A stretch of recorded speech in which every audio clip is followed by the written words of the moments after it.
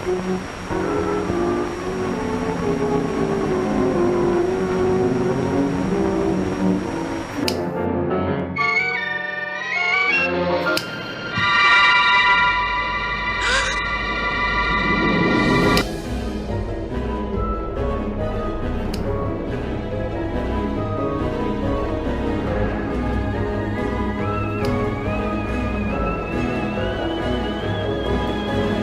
there, boys and girls. Welcome to this week's episode of Hollow Weekly Presents Missed It by That Much, where we dive into the highest lows and the lowest highs of filmmaking.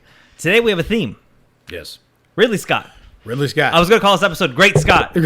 You should. That should literally be the title of the episode, because it turns out he's even greater than I thought he was. Like, when I started going through his movies, he has a weird body of work, but man, I was impressed by some stuff. It's funny you mention that, because I was looking through all of his films. I thought I had seen a lot of Ridley Scott. Turns out I've seen more Joel Schumacher. Go figure. Than I have Ridley Scott.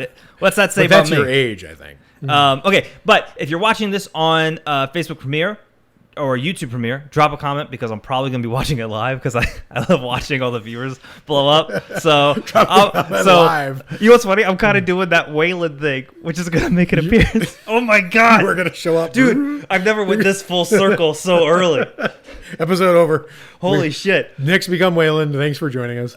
So, this week, we are taking the highs and lows from Ridley Scott. That's our theme. Yes. This week. This is a fun theme. And because this is a brand new, like, this is only episode 2 of this adventure. So it's highs and lows, but specifically we're looking for bad things buried in good things, or good things buried in bad things. So like it's not just, so highs and lows could be like the best thing they ever did, the worst thing. It's not like that. We're looking for a bad scene in a good movie, or a great scene in a bad movie. Mm-hmm. And with Ridley Scott, it was interesting because he actually does have a couple of really bad movies, and he has some really bad scenes, but he's got a lot of great stuff like that I forgot even existed. So, but you got notes. Hit me with what you... Well... Oh, Wayland is glitching. I don't know if I should start with the best scene. You know what's funny though? My best scene, I totally inverted it. I think I went with the best scene in a good movie. That's fine. Doesn't matter. So, dude. Okay. Doesn't matter. Go. I gotta go with Gladiator, yes. Right? Because first of all, I think I love the scene you picked. I think it was one of the first gory movies, or movies with gore that I remember watching. Sure. And I remember watching it on like DVD when like DVD was DVD.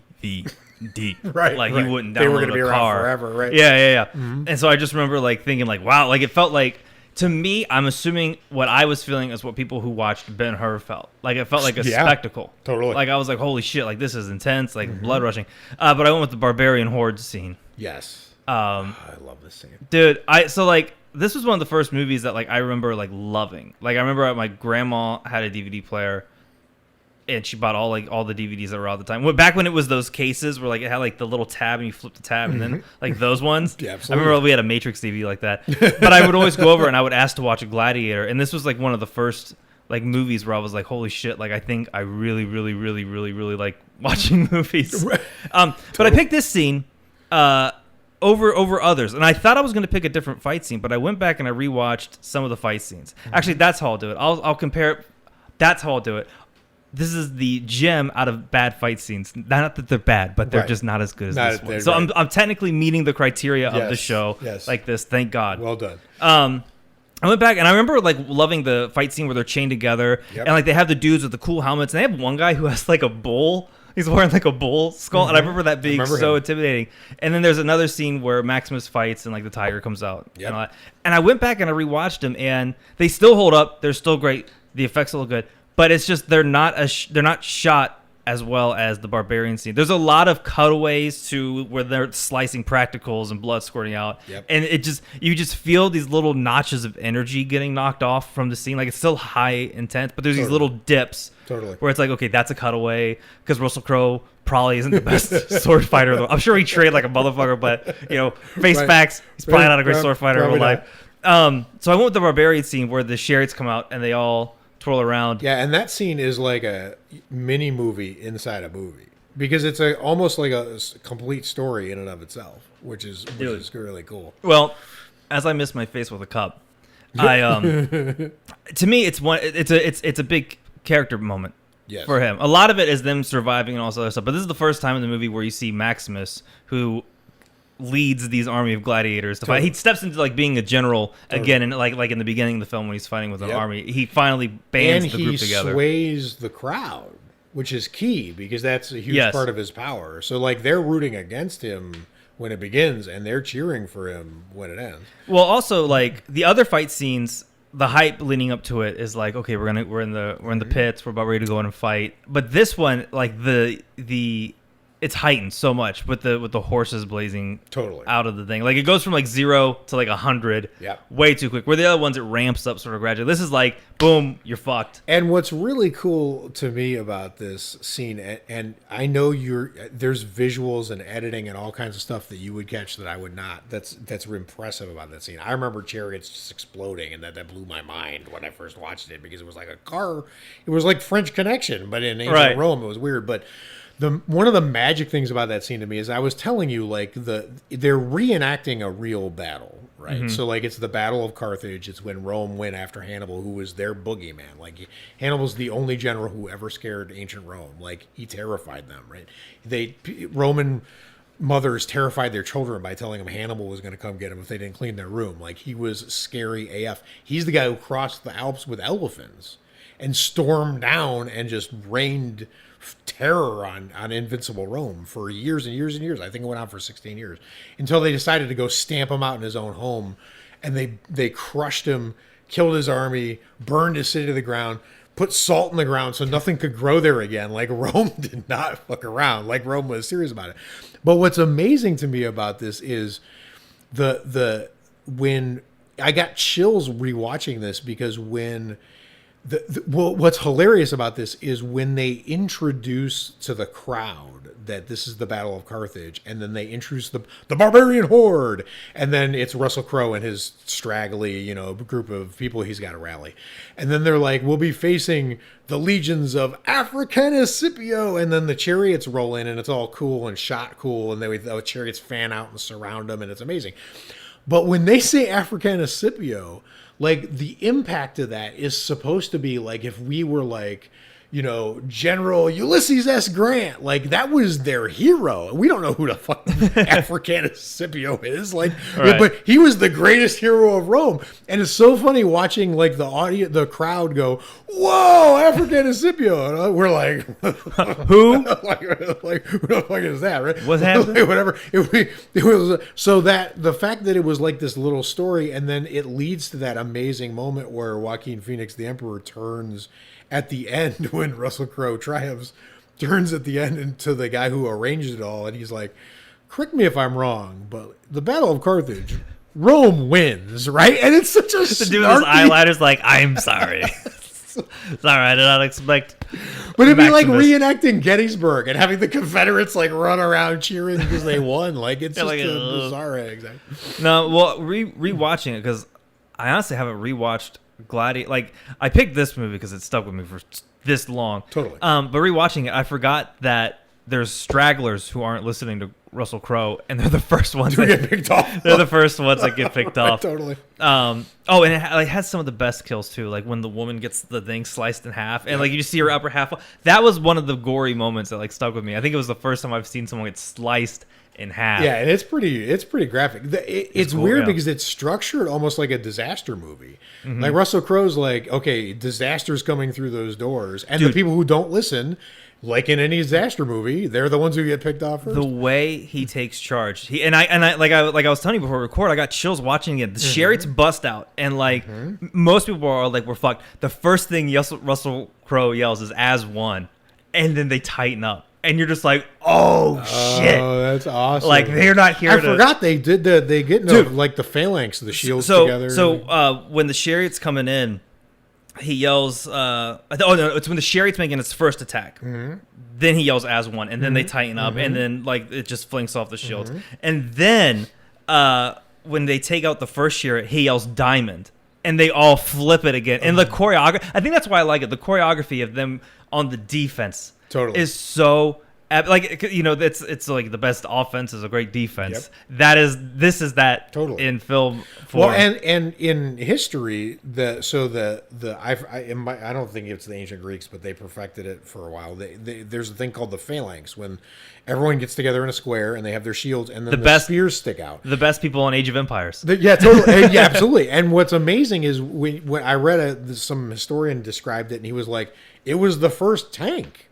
Like that's true. Like when 500 people with shields locked and spears sticking out all over like they just run you over. Like that's a lot of force, which is really cool. And the fact that he turned that on the people who invented it, which is like Rome perfected it basically. So like it's really cool how that plays out. And then, so they do the diamond formation, then the thing flies over. And then the second part that gave me chills is they're like recrafting and re-strategizing mid-battle. So like now that they have the one chariot over here, they're like, okay, we can pull that over there. Yep. We can grab the sword here. Amazing. It did make me realize that spears have to be one of the worst weapons because if you miss, your opponent now has a spear. Agreed. And so they're throwing spears, and I'm like, that's like if you miss it, you're fucked kind of situation. Like they're super. Agreed. They're super not good. That's why I never believed that one dude on Game of Thrones, the worm. He was like, he always wielded a spear, and they always made it look cool. But I was like, nah, no, that's not gonna work. The only person who can like. And it's not even a spear. It's like that little like dagger thing, the Yondu from Guardians of the Galaxy. He controls it with his whistle. Yep. You know, that makes sense, but that's more of like but that's supernatural. It's more of a dagger, I think. Right. Oh, and then I like the moment because when he gets on the horse and he takes charge. Mm-hmm.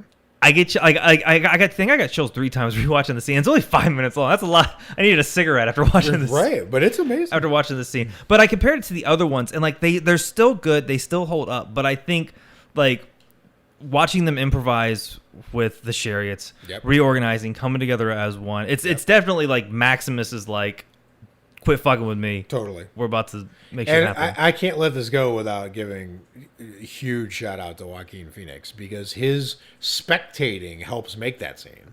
Because he's so skeptical of what's happening there, and he's not impressed. And like I was telling you before we were recording, like my favorite moment of maybe all of Joaquin Phoenix's acting is when Russell Crowe's getting swords tossed at him. It's kind of like a Western, be honest, right? Right. And he's riding around on his horse doing prancing moves like you know John Wayne would have, whatever. And he catches the sword and rides off, and Joaquin Phoenix is like, ooh, like that movie does, and it's amazing. Yeah, what's kind of heartbreaking is I always thought, like growing up, I loved the other fight scenes more because they were a little bit more brutal. Yep. You know. Yep. But then rewatching this, I was like, I think this one was the hidden gem for me. So that's how I'm making the criteria. Out of all the fight scenes, that's fair. This is the diamond. That's fair. And that. I'm glad you picked this. I'm gonna see if I can fit this scene into my theory because I was telling you. So let me. I have a theory now. I realized in physics they have a gut, which is grand unified theory. Yes. And I realized getting ready for this podcast that I developed a grand unified theory of Ridley Scott, which I'm calling gutters. So this is his next movie, G2RS. So here's the thing. I'm picking as my great scene in an I think it's really good, but most people will think it's just okay movie is the end of Prometheus, right? But before I get to that, let me explain that like what I discovered, this is where I discovered my theory was the self-surgery scene in Prometheus, right? So, but by way of Martian. So watch this. So like I think that Ridley Scott is someone who thinks the top layer of authority is crap. Mm-hmm. The mid-tier of authority is really good people. And bottom people who basically just obey and never rebel and never question are also crap. So he's seeing humanity, or at least professional humanity, as a shit sandwich. Crap on top, crap on the bottom, and then hardworking, really good people in the middle, especially like the just below tier of the people who are in charge. Right. So like in The Martian, Jeff Daniels would be crap. Right. And then all the hardworking people at JPL, the lab, and all the people trying to get Matt Damon back home, and all the people on the spaceship that were part of his crew that are coming back to get him. they're all amazing, like unreservedly amazing, right? And if you look across all his movies, you find this again and again and again. So like in Prometheus, Wayland is crap, right? The engineers are crap, but the people underneath them, the people who are working like are basically like sort of authorities. They're amazing. The people in Alien Salt on of the the ship, earth. yeah, exactly. And then the people who just are like, no, there's no alien on the ship. Everything's fine. Like whatever. They're also crap. So like it's layered like this, right? Right. So, which is weird because when you look at like, I think when you're watching the self-surgery scene in Prometheus, what you're seeing is you're seeing pure Ridley Scott. It's the distillation of everything he believes in. So like if Ridley Scott was on a set, he doesn't want to be crap. He's in charge there, but he's not in charge of the studio. So he's basically at the lair of where he thinks everyone is amazing, which is like like him. So like, and when he's on the thing, instead of like dialing up the studio, being like, I can't figure out how to get this made, I need more money, whatever. That's not his style at all. He's like, I'm gonna figure this shit out. So like when the self-surgery scene happens and she's like, I have an alien inside of me, fuck, I'll take it out myself. I'll do it myself. It's like watching him on a set, them being like, the special effects machine broke. And you're like, fine, I'll put it together myself. Wasn't there a filmmaker who was famous for saying, fuck it, I'll do it myself? Probably. And it's probably like him. Like, I think that but the more interesting thing about this to me is that it gave me the realization that sometimes directors' ideas make their scenes more intense and more interesting. Right. But it also depends on the quality of the idea, right? So, like, I'll give you an example. I think the self-surgery scene in Prometheus is really amazing. And I think it's intense because we're watching a scene that's actually a director explaining why he's a good director. But that's part of what's happening in that scene. It's built into the scene because if there's something that Ridley Scott believes in to the core of his being, it's we can get this done ourselves. I had to write that down. That's his ethic. Quality right? of the idea. It's the quality of the idea, right? So like when he really focuses on an idea, he turns out great scenes. I'll give you an example where that doesn't work. Michael Bay is super patriotic. But when he focuses on patriotism as the idea, his movie gets worse. Because his talent is just visual, right? Right. So like when he's like, I'm gonna focus really on this idea, it turns to shit. Because because patriotism is too broad an idea. You gotta like have more interesting shit in there for it to be interesting. Right. Ridley Scott is like, you know what? We can take care of ourselves. Like I swear to God, after watching to get ready for this podcast, I realized Ridley Scott was the guy I wanted in my house if a zombie apocalypse broke out. Because he would just rig everything and like make it happen. He'd make one of those big suits to the alien. You would totally would. So if this is all by way of me just like saying, so like when you watch the end of Prometheus, which I think the whole end sequence is genius, and I think it's actually better than the equivalent scene in Last Jedi when Laura Dern kicks into hyperspace and cuts all the fleet in half. Right. Like that's an amazing scene, don't get me wrong. But the way that it's filmed when that crew sacrifices themselves to steer their ship into the engineer ship to bring him down and prevent him from going to Earth, it's the distillation of that idea. The whole crew, as a crew, they decide collectively they're going to do this, which is exactly what happens in The Martian, because the mid-tier people are their own collective authority, right? Right. So like they decide, the captain's not like, we're going to commit suicide. He's like, we got to be, well, whoever's left, we got to be in on it. And they all agree. And then they all throw their hands up in the air. They're like, ooh, like cowboys. And they shoot at the engineer ship and they bring it down. And it's mid-tier authority bringing down big authority. And the scene is amazing because it's exactly in line with Ridley Scott's best idea, right? So like, damn. So that's, to me, the reason why that scene really stands out and is filmed so deliciously is because Ridley Scott, whether he knew it or not, is like really in line, in a personal alignment with like his top skills, right? All at once.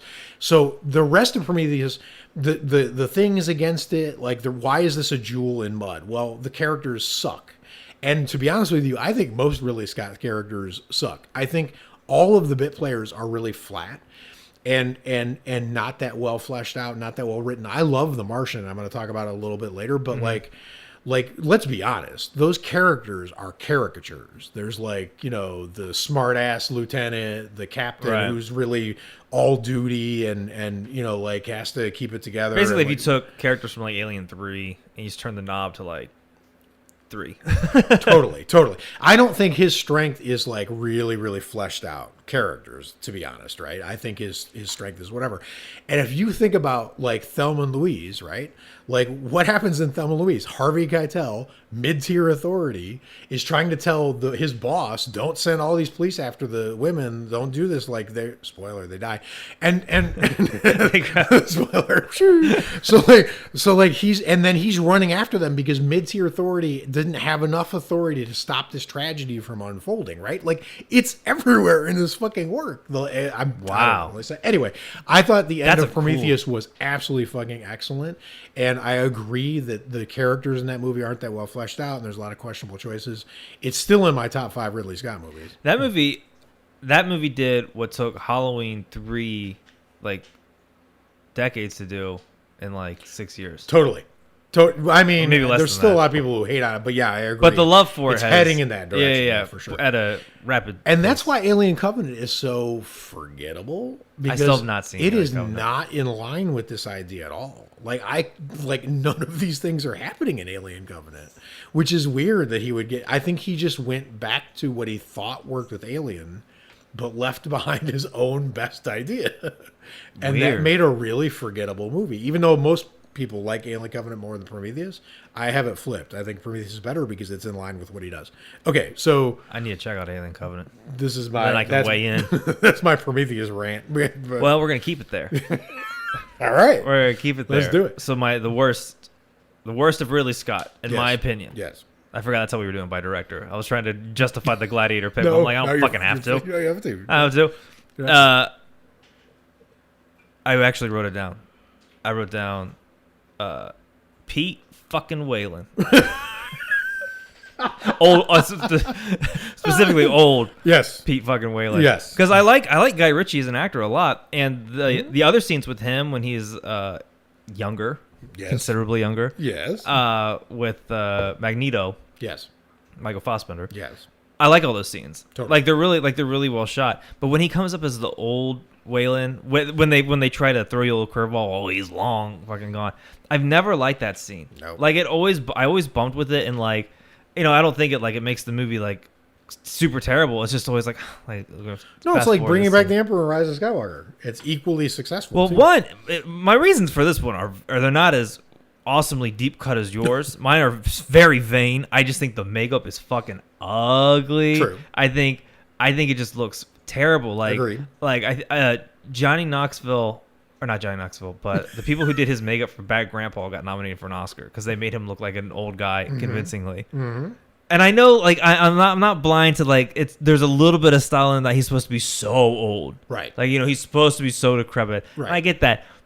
But like I don't like it. Like it just doesn't look right to me. And maybe it's because I've never seen someone live to be however old he's supposed to be in that age. But like definitely have not. I immediately compared it to Grandpa from Texas Chainsaw Massacre. Sure.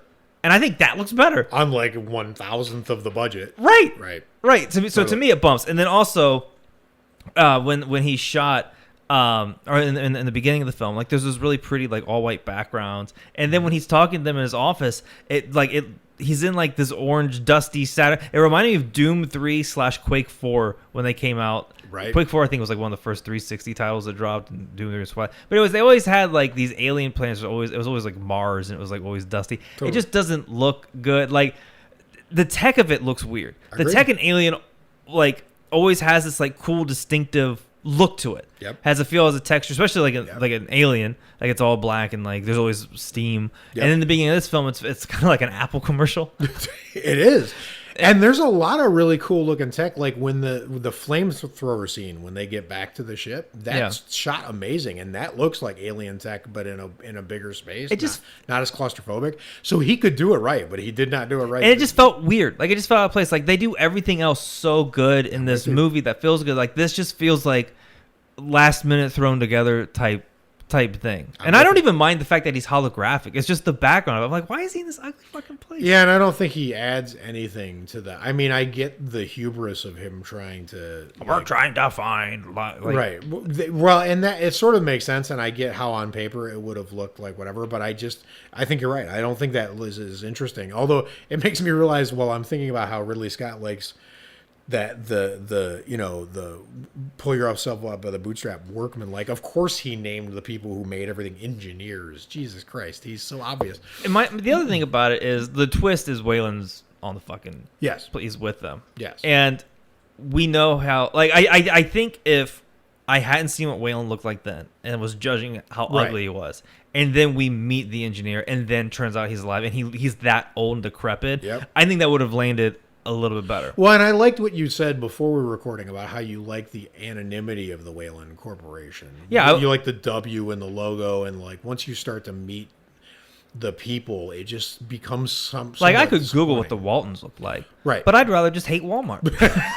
Like, it's so much easier. Also a W. So yeah, there you go. Except they got the smiley face that they retired. Although in Ridley Scott's defense, I have a feeling that 1,000 years from now, when whatever is left of humanity crawls out of whatever to Jupiter 3, like 1 billion miles away, there's going to be like a 5,000-year-old Jeff Bezos who tumbles out of that fucker. Dude, like I'll scream. Oozing out with like 2 canes, and I'm sure that's... It'll just turn to dust at that point. But really that's the only thing that like I super bumped on with Prometheus. Like, it's always the one part where I'm like, oh, this ugly fucking scene. And then they try to set up the whole thing where like he's like, Magneto's my son. I keep calling him Magneto. Magneto's my son. Yes. And Charlize Theron's like, ugh, but I want to be someone. And I don't give a shit about that. Just go do cool space shit, man. Like, right, totally. Who cares about what this crusty old fuck thinks? Which is why the ending is. But I will say this. I will say this though. I do like the ending when the engineer kills him. Yes. And he says, "There's nothing," and then Michael Fassbender goes, "I know." He goes, "Hope you have a great journey, friend." Yeah. I like that. So that was good. It's not that Wayland completely ruins it or takes it out from it. It's just that one moment that's just how it's executed, and it's just a little weird. But then when he dies, like, that's fucking cool. Go back to being the faceless corporation. Right. Well, yeah, exactly. Like whoever Junior Wayland is well. I mean, like, or that's just a sad guy from Alien 3. And Alien 3, talk about anti-authority. All right, so I will buy that. I have a truly terrible Ridley Scott movie to present to you for my good scene buried in a movie.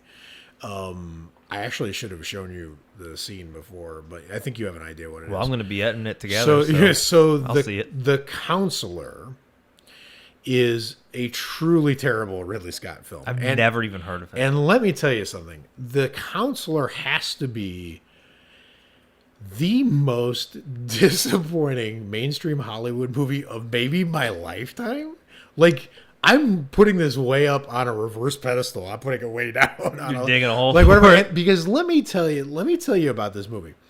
So it is very possible, as we sit here today, that America's greatest living novelist, maybe one of America's top 5 living artists, is Cormac McCarthy. He's a novelist who he's written Blood Meridian, which is one of my favorite novels ever written. He's an absolute genius. Not only is this guy a legit, like you're living with like F. Scott Fitzgerald. This is a guy who could have written The Great Gatsby. He's that good, right? Right. Not only is this guy still alive and still with us, but he's also a science genius. Like he goes and hangs out with like physicists, like at the Manhattan Project. This is a guy who could work on the atom bomb in the day and write fucking Moby Dick at night. Like, this guy is so packed with talent, it's not even fair. And he wrote No Country for Old Men. Right? I thought you were going to say show tunes for Disney. So just so you know, he's written things you really, really love. Like, so when he brings the heat, right, he gives you something like No Country for Old Men, right? So this is how good this guy can be. That's a bar. Right, and The Counselor is hot garbage. But wait, it gets better. So it's directed by Ridley Scott. It's written by Cormac McCarthy. And it's starring Michael Fassbender, Cameron Diaz, and Javier Bardem, amongst others. Oh, and Brad Pitt.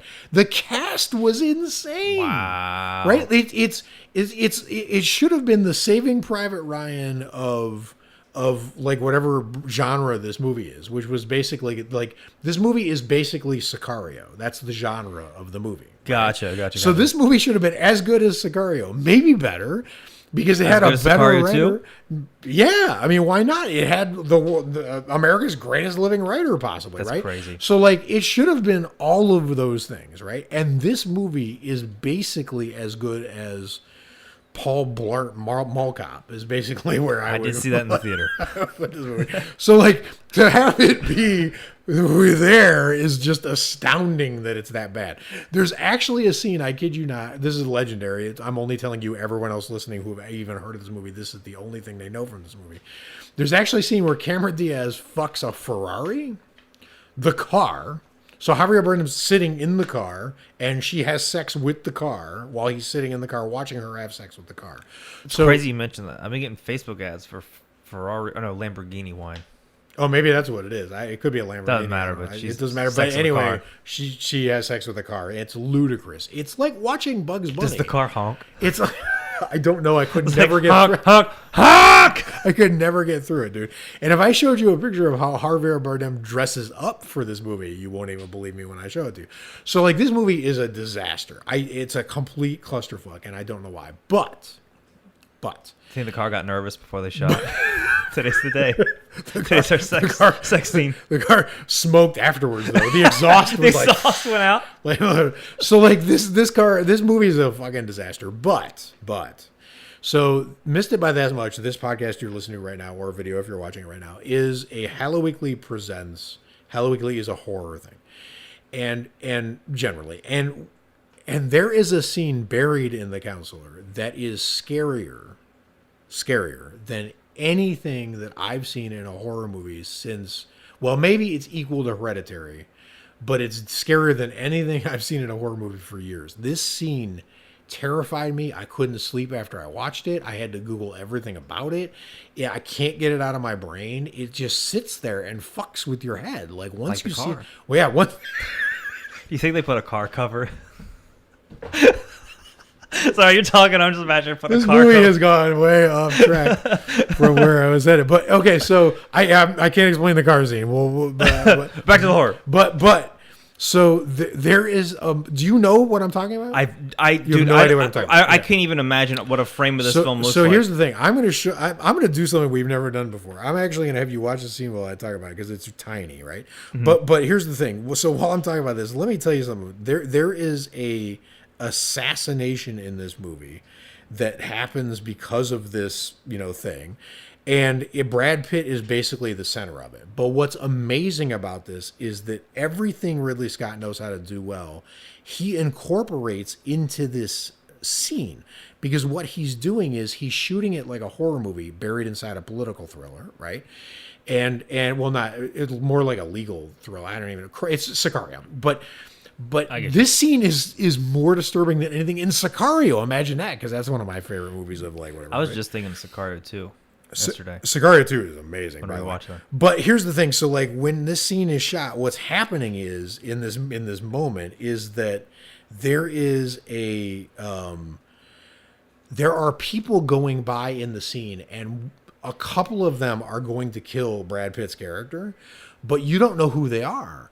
So like there are people, joggers going by, there's this music building, and Brad Pitt's just strolling, being confident because he's this highly successful like attorney, whatever, who's about to get wasted in the worst way possible. So you watch this while I talk, and it's literally 90 seconds. And I think I might know. And you might know what I'm talking about. Yeah, as soon as you see it, you'll.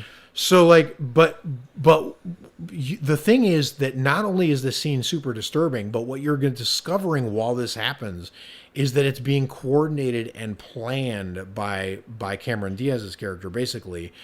And Brad Pitt knows that he's about to be bolitoed, because it's a bolito that's going to kill him. And he knows that it doesn't instantly kill you. He knows exactly how this works. So when it happens to him, he knows how he's going to go.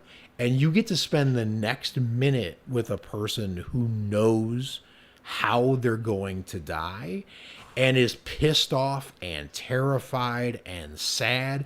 And you go on this 50-second emotional journey with Brad Pitt.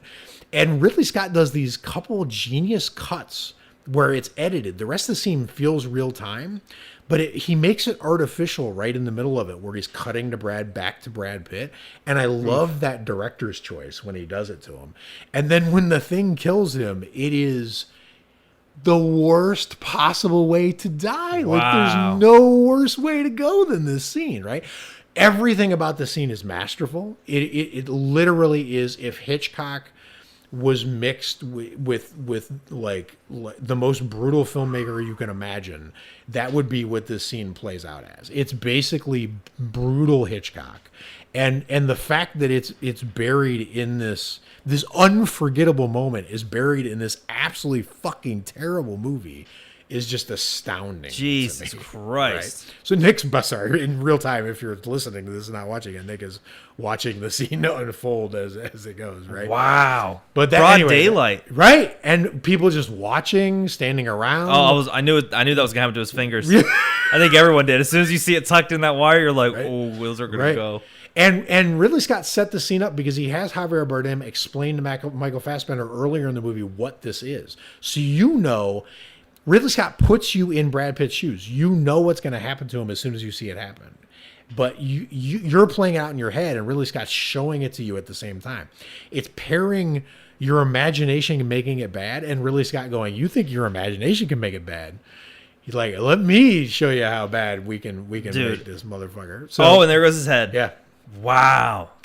Dude, if I had... Absolutely masterful. If I ever caught word that might happen to me, you better believe I'm going to look like Wayne's girlfriend in Wayne's World, which has the big fucking neck brace on. Like, I'm putting like a chastity around my like a neck chastity. You know what I'm saying? Like, I'm wearing a night suit. Like, put that shit on me. See what happens. You're gonna catch these hands. And I think it's just amazing when they zip it over his head. And like the jogger who does it to him, you see him earlier in the scene. He goes by harmlessly because that's how chess move this was. Like, they were like, we want him to think that there's joggers in this area and they're not to be feared. They steal the briefcase from him, which is the whole goal of this thing. So like when he drops it, there's a accomplice runs by and just snags it. Like, it's all perfectly orchestrated. Like the bee cage from Wicker Man is what I'm wearing. Yes. I mean, this is a worse way to go than in the Wicker Man. No, I'm wearing that to protect myself from that. I'd rather have my fucking head in there with bees, dude. But Brad Pitt, like, he's, I know it's common now to understand, like, that he's a great actor and that he's capable of really great things. But his authentic, like, fuck you, he screams when the guy puts it around him because he knows it's the last thing he's ever going to get breath to say. And he's just mad, right? Like, it's a perfect scene. That's gut-wrenching. It's a perfectly horrifying but perfectly executed scene sitting in a hot pile of garbage for some reason. So I wanted to defend this because if you haven't seen it, first of all, don't. If you're weak, if you're like stomached at all, don't. I mean, that's like, scene, but it's a terrifying scene. He does gore really well. He does. Damn. I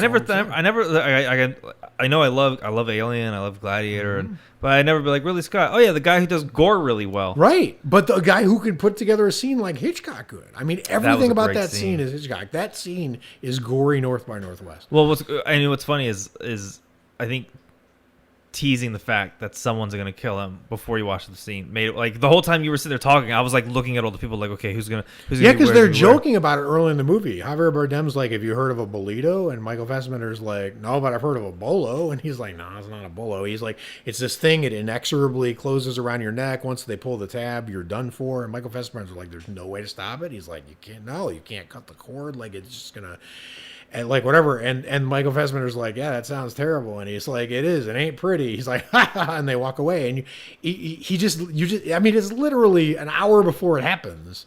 So it's just sitting there in the back of your head, like it's just sitting there, right? And you don't know that's going to happen when this scene's happening. You're watching Brad Pitt stroll down all confident, like whatever. You know something bad is coming, but you don't know it's this. And then that's what I'm saying is it's this genius moment of, like it would be like Spielberg being like with Jaws, like you think I'm not going to show you the shark. Like, I'm going to let your imagination make it worse than it is. I'm going to show you a fin. I'm going to show you someone struggling in the water, like whatever.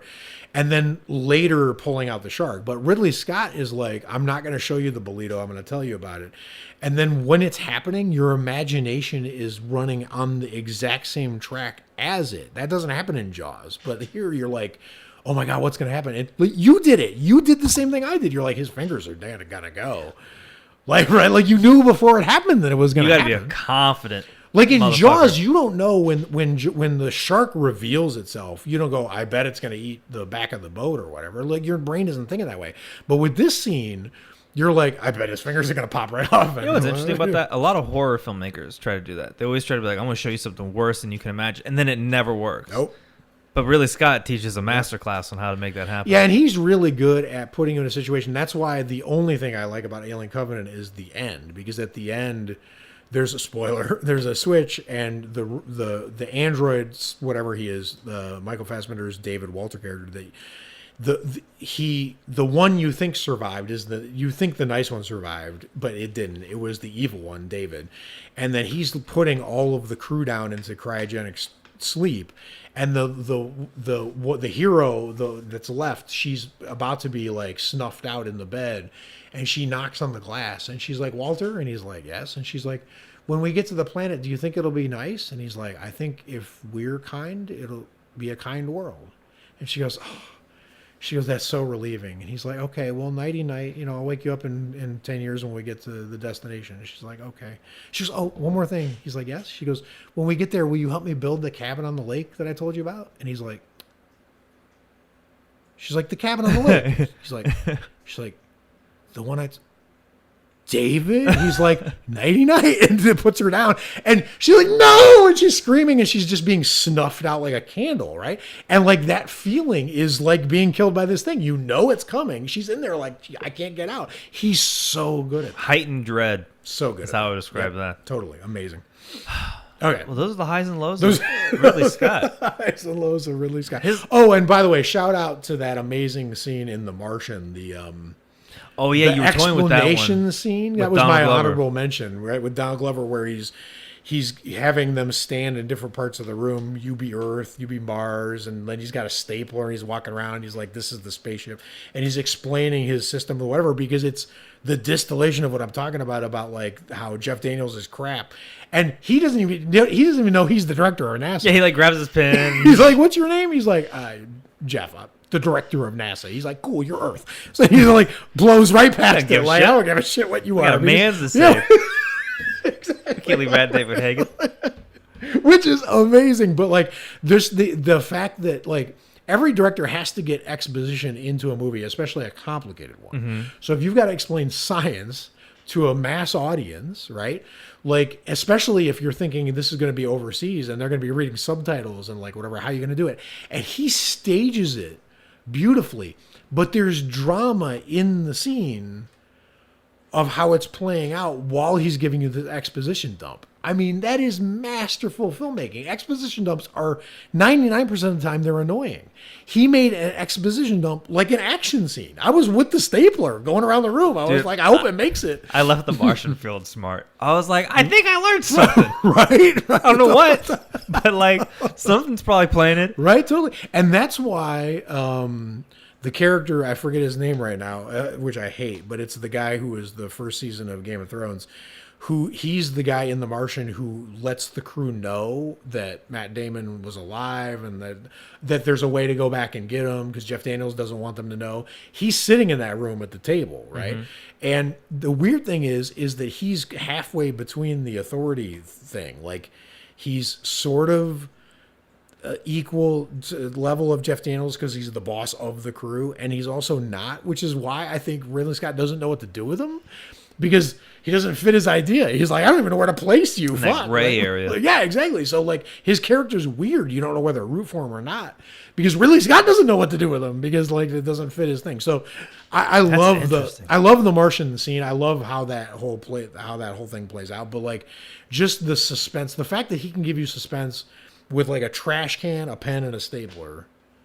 Well, now that we were talking about Ridley Scott, I wanted to watch Man on Fire. Yes. And so now when I watch Man on Fire, I'm going to think of that. Yeah, I wonder if that's in there. Yeah, of how he views characters, of like their hierarchy. Yeah, I wonder who the authority figure in that movie is. We'll find out. But I guarantee you, Denzel Washington is just a hard-working schmo who has like a couple employees, but like there's some guy above him. I'm telling you right now, I haven't even seen it. And I know at one point there was a man on fire. Where does he land?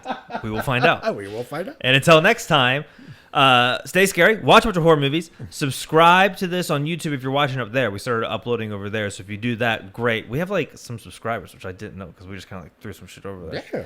Also, rate and review on iTunes if you can, and then eventually we'll have our own RSS feed for Missed It by That Much. So another review, we would love you for a long time. And hit that new noteworthy. That's the goal. New and noteworthy. Exactly we're gonna put a lot of rocket fuel. We are From NASA and the Martian. We are into that. It's absolutely right. And that's what we're gonna do. And give us 5 stars because that's the constellation of awesomeness. Of Prometheus. Remember, like in the cave. Was it 5? Full circle. I don't know. Who knows? That makes that plot line sucked. 5 stars, 5 points makes another star. Giant star. Super Mario. There we go. Until next time. Talk to you later. Bye. Bye, guys.